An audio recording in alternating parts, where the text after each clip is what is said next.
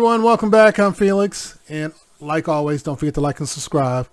Up next is Brit reacts to food other countries thinks are American. I can't read today. This is the first time I've seen him, so I did another food video, so I figured I'd do one more, and I picked his to react to. So I wonder what foods they think are American that actually aren't American. So I'm kind of interested to see, like, I'm just curious, like, what food they think is American is not American. I think it'll be interesting. And welcome to another episode of Kabir Considers. In this video, we're going to react to what other countries are told is American. This must happen quite a lot. So, you know, someone started... I feel like I'm really close to him. I think it's because it's zoomed in on his face. I wonder if that's how people feel when they watch some of my videos. And they want to sell a certain product, and they know that if they say it's American, it's from Texas, you know, it's what the cowboys used to eat, they could sell more of that product. We do that here. If we say it's this country, people eat it up, and when they realize it's not that country, they say it's influenced by the country, and then you see, you're trying to figure out how's it influenced by that country. Because like orange chicken from Panda Express is Panda Express. It's not Chinese. Is it orange chicken? I want to say it's orange chicken. But and there's I know there's another one. Is it tacos? There's something, I want to say it's tacos. It's actually not Mexican, but Mexicans now have tacos. But and there's other things, and there's like what's that one Japanese Chinese food? I can't remember, but there's a lot of foods like that that originated in America that actually were inspired by those countries, but actually aren't from those countries. Even if there's no link between Texas and the actual product. So it must happen quite a lot. So it made me curious, you know, is there like a list of these certain items that, you know, have zero link to America, aren't American at all, but have been really hyped up to be, you know, American? Hello friends, my name is JJ. So let me show you a photo that one of my European friends sent me the other day. It's of the American food section of his local supermarket. I forget what country. I think I've seen this video before, but that's okay. I'll watch again and see his reactions. But I've been to Europe enough times to know that sections like this are common all over the continent. Even though the resolution isn't that great, if you're from America, I'm sure you can make out a few products. We got Goldfish, Airheads, Pop-Tarts, A1 sauce, gluten-free hazelnut coffee mate. Now the question would be whether this is actually an accurate portrayal of American food or simply a heavily exoticized one. Exoticism is a term used to describe the tendency of thinking of foreign cultures only in terms of how they differ from your own. This then leads to the habit of wrongly assuming we do that a lot here in America. weirder some foreign thing is, the more culturally traditional it must surely be. So in this case, obviously Americans don't actually eat things like Oreo cereal or spreadable marshmallow fluff all that much, but they're nevertheless marketed as being super American because such products fit a certain European stereotype of Americans as a people who eat all of this decadent, high sugar nonsense. That said, Americans are of course just as I don't think they do the Oreo cereal anymore. I don't think that's around. Guilty of doing this as anyone. Be honest, any Americans watching this, have you had any of these products? Do you eat any of them often? No judgment, honestly, no judgment. I mean, some of the candy, the marshmallow fluff is used usually for baking or cooking. It's not, I don't sit there and eat that. That's too much sugar. I would just die of a heart attack eating that much sugar. Over here have the so-called world food section, featuring imported products from other countries, often presented in some equally exoticized display. Ooh, puto. Exoticizing goes hand in hand with the other phenomenon we talked about the other week, faux-authenticity. This is basically when you use a bunch of stereotypes of some foreign place to come up with a product or tradition that you then inaccurately present as being some normal part of their culture. Chinese fortune cookies, which are not actually a thing in China, but... No way. Yep. I thought they were. I thought they were. Play into a certain exotic stereotype of the Chinese as mysterious fortune tellers would be a classic example. Anyway, today I thought we would look at a few examples of faux-authentic American traditions as practiced by non-Americans everywhere in the world and see what they can teach us about some of the interesting ways that Americans continue to be exotic. Yeah, I think he's Vancouver. I think he's Canadian. Sized. So I lived in Japan briefly, and while I was there, I was able to see perhaps one of the world's most infamous faux-authentic American traditions up close: fried chicken on Christmas. So Christmas is a pretty weird holiday for the Japanese to be celebrating in the first place, given it is not remotely a Christian country. But they do, and in a mostly superficial way that focuses on things like decorations and foods above even things like family or presents. And a lot of this superficiality, in turn, is heavily filtered through assumptions of what Americans do. And apparently the Japanese have been convinced that eating fried chicken, especially KFC fried chicken, is the traditional American thing. It is a huge thing over there. You got to order that in advance to get it. It's not a joke. If you watch Japanese YouTubers or YouTubers who live in Japan, a lot of them have done it. You have to order that in advance. You can't wait till Christmas or the day before. You got to place your order or you ain't getting it. Customize and save with Liberty Mutual. Customize and save. Maybe it's some kind of like evolution of the turkey. You know, maybe that it's the Japanese's take on, it's, you know, because it's both poultry, isn't it? You know, it's not too dissimilar. Here in Japan around Christmas time, you will see big ads for special fried chicken Christmas combo deals all over the place. Wow. And a lot of Japanese kids will look forward to having a big KFC feast on December 25th. This authentic tradition was supposedly the idea of just one man, Takashi Okawara, who ran the first Japanese KFC franchise and claims to have made up the Christmas thing as smart man. It's a marketing gimmick in the 1970s. And after a few years, KFC for Christmas starts to get popular in Japan. And NHK, which is a national broadcaster, comes in to interview Mr. Okawara, and they want to know if KFC is an American Christmas tradition. You are selling Kentucky Fried Chicken so well in Christmas. And is there common custom in overseas? And I would, I know that there people are not eating chicken, they're eating turkey. But I said, yes. On Christmas, it's not just Christmas. I don't think there's a set food. It's not in my family. But yeah. I mean, we're eating, you can have chicken. We do Cornish hens. The only time we really do turkey is on Thanksgiving. We might have it here and there. I really like duck. My wife doesn't like duck, but I really like duck. But we do Cornish hens and ham. But yeah, we're not eating KFC. It was lie. Well done. What a lad. What a lad. It's all about the Benjamins, baby. No. I still regret that. I found a lot of Japanese people were quite shocked when I told them that no one in America actually eats fried chicken on Christmas, and that if anything, eating fast food on Christmas would be considered a fairly trashy thing in American culture. But then again, I'm sure that a lot of Americans would also be shocked to learn that Japanese people do not eat sushi with rice on the outside. Speaking of fast food, another wild, faux-authentic American thing I have experienced firsthand on my travels is the Dutch practice of eating what they call American-style sauce on their French fries. You can buy it at places like McDonald's or in big bottles at the store. It's not that bad. I would describe it as basically what you would get if you put mayonnaise and relish together in the blender. An even weirder Dutch food, however, is what they call filet Americain, or American préparé in Belgium, which is a kind of pâté made of raw ground beef and often eaten. That was, it just coming off because the symbol's food line. We have a food line here. But, what? I gotta go back. Hold on a second. I think I missed something. Okay. Together in the blender. An even weirder Dutch food, however, is what they call filet Americain. Okay. I don't, what?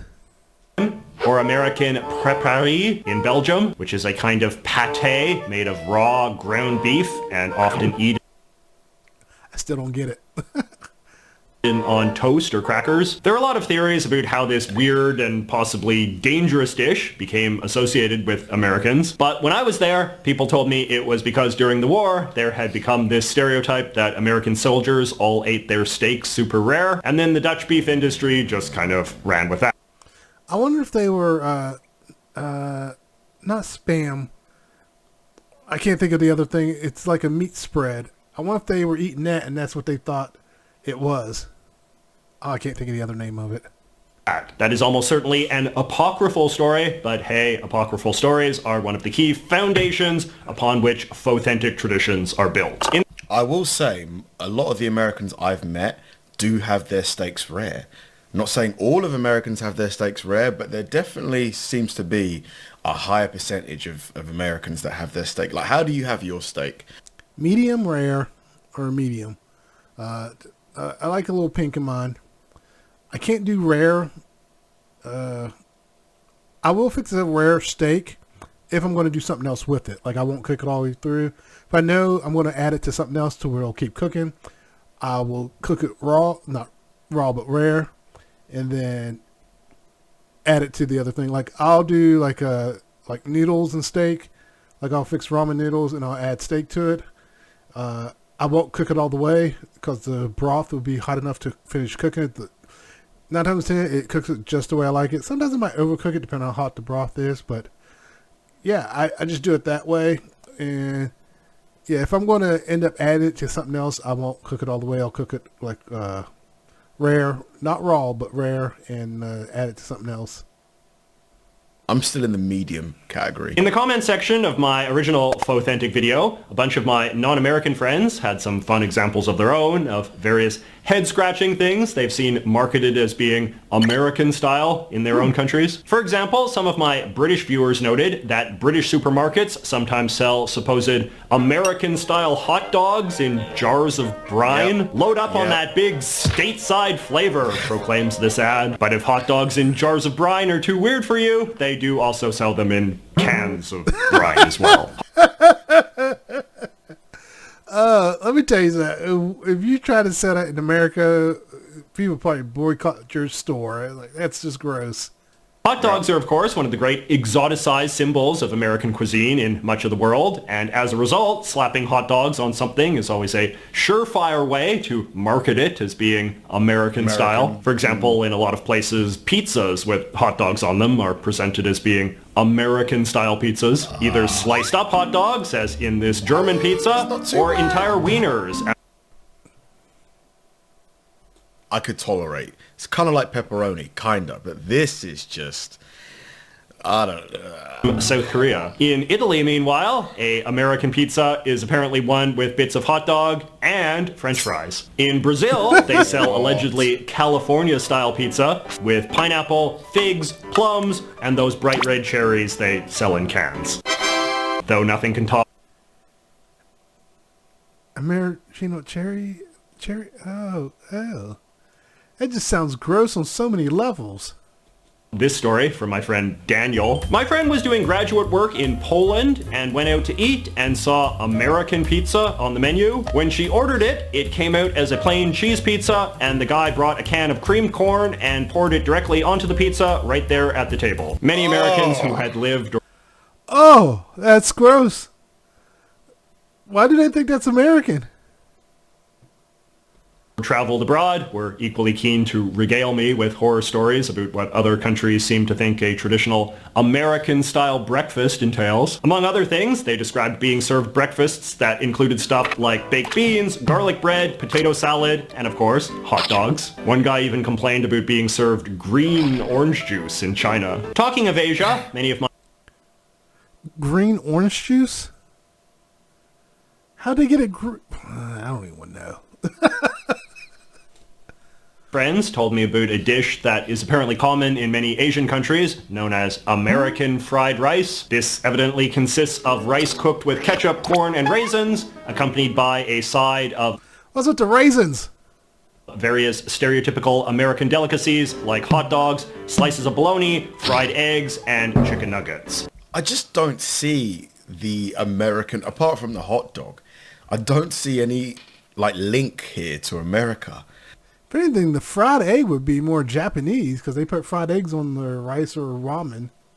Like raisins in rice? Plus more ketchup. But my favorite story of a faux-authentic American dish comes from my friend Camilo in Colombia. In Colombia, we have American-style hot dogs, which are enormous hot dogs with a chorizo wiener topped with melted cheese, crumbled potato chips, various sauces, and quail eggs. I was able to verify this with a photo. Camilo continues, "We named it that because of a common belief in Latin America that people in the USA eat big-size foods." I remember that. I think it was on Best Food Review Show. Sonny had that. He went and got that and tried it. It was interesting.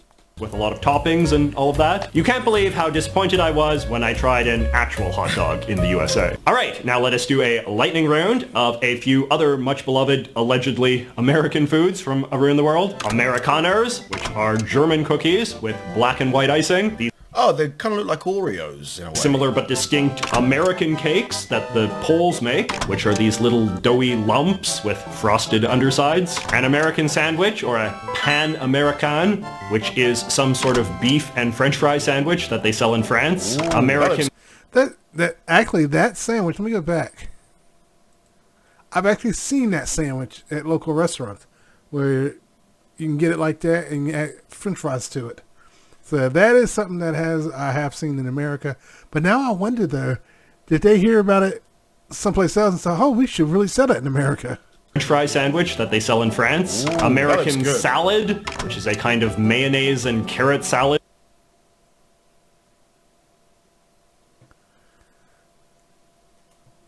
They do know we have lettuce, right? What? Sold in Spain. And American dressing, a creamy sauce that the Swedes eat that's made of pickles, mayonnaise, and hot sauce, and sold in tubes. Now available in bacon flavor. But I mean, it kind of looks like Big Mac sauce, doesn't it? You know, faux-authentic Americana is not just limited to food, of course. A number of my foreign friends were eager to inform me that these things, which I guess we would call red Solo cups, are a subject... Which is a brand, actually. It's a brand. So a lot of people don't realize that Solo Cup is a brand. It's the name of the company. Of considerable fascination in other parts of the world, where they are often sold as glamorous American party cups. I love this copy from this British online store. Everything about these disposable red American party cups says party. Whether you're planning a barbecue or a wild night of beer pong and American pop music, these red party cups are the perfect disposable option. Instantly recognizable from a number of American films, such as the American Pie series and Scott Pilgrim vs. the World. and the film with Seth Rogen and oh god, when they're teenagers with McLovin. Super bad. These disposable cups are durable enough for even the wildest of parties. In Brazil, however, they call a cup that looks like this an American cup. Brazilians also call what?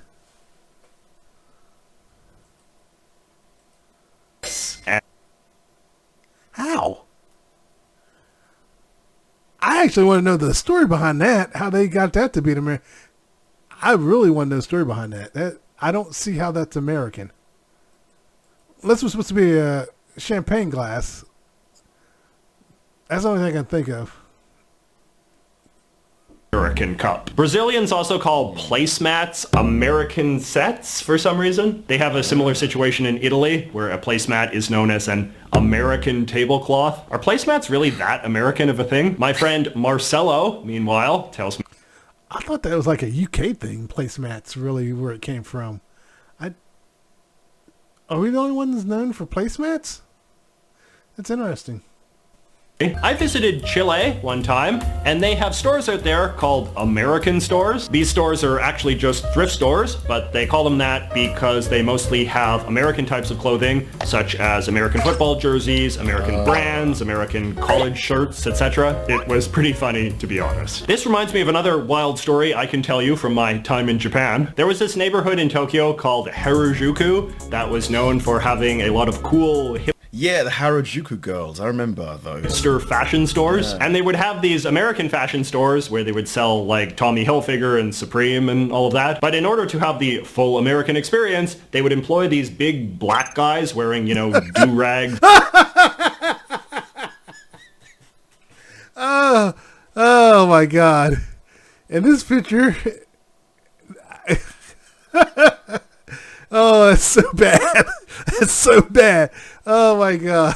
And chains and basketball jerseys to stand out front of the stores and beckon the Japanese people to come in. But these guys were not actually African American, but rather literal African immigrants from places like Senegal or Ghana, who I assume were much cheaper to hire. And they would be trying to lure you into these stores with their cool American hip-hop slang, but spoken through these thick African accents. Come inside. Come. Look at the hip hop. From people who, in many cases, clearly barely understood English. Now, in Russia, there is nothing the kids love more than heading down to the old theme park and riding the American slide, which is what they call roller coasters over there, which is kind of ironic since in a lot of other European countries, they call roller coasters Russian mountains. And the historians seem to agree that they were actually invented in Russia as well. But still, I'm sure... So roller coasters were invented in Russia, but they call it American slide. Okay, that makes perfect sense. Americans would much rather be associated with roller coasters than brass knuckles, or as the French call them, American fists. Or how about duct tape, which is called American tape in Spain. All right, now let us close with a really good summary of what is perhaps one of the best examples of a faux-authentic American phenomenon that wound up going mainstream in America itself. My friend Christopher writes, I think one example of something that is a product of a foreign country's idea of American culture that America kind of reappropriated for itself is the spaghetti western film genre. As the name suggests, the genre originated in Italy as Italian filmmakers made movies based on a largely mythical understanding of the American West. American filmmakers then began to import the style in their own films about the American West, and it proved very popular among American filmgoers, even if its representation of the Wild West is only very loosely based on the truth. If you would have told me that, you know, the spaghetti western, like the famous Clint Eastwood movies, you know, Good, Bad and the Ugly, originated from Italy, I would have been like, there's no way. It's like one of the most American things I can think of, you know, with the doors that swing open like that, and, you know, how... I want to say I've heard this before, and I'm not surprised by that. Like the term spaghetti western was Italian. I think that's why they called them spaghetti westerns, actually. Howdy partner. I would never have thought Italy, ever. A very recent film that utilizes a lot of these spaghetti western tropes is the Quentin Tarantino film Django Unchained. The term spaghetti western is itself also quite interesting because, as we discussed in the previous video, spaghetti has become one of the most Americanized Italian foods in the US. So there is something wonderfully poetic and circular about using the name of an Americanized Italian food to describe Italianized American history. Yeah. So I hope you enjoyed these two deep dives into the exciting world of... Very interesting. Okay. I'll leave a link for his video. But yeah, I've heard about the spaghetti western before, so I'm not surprised by that. But it was interesting because there was some really disgusting food that they think is American. But that one with the like it looked like a Philly cheesesteak with French fries on it, I've seen that in the U.S. I've seen that at places. I actually would put French fries on my steak, on my cheesesteak. And so yeah, that's something I've seen here. So it's not. That's why I'm now wondering: did they see that over there, or was that an American thing? We made it up, or maybe that's where they got it from. They say France, whichever country saw it. Maybe they actually saw one here. But, oh, so that's how they eat their sandwiches. So you never know. But thanks for tuning in. I'll see you guys later. Don't forget to like and subscribe. Take care.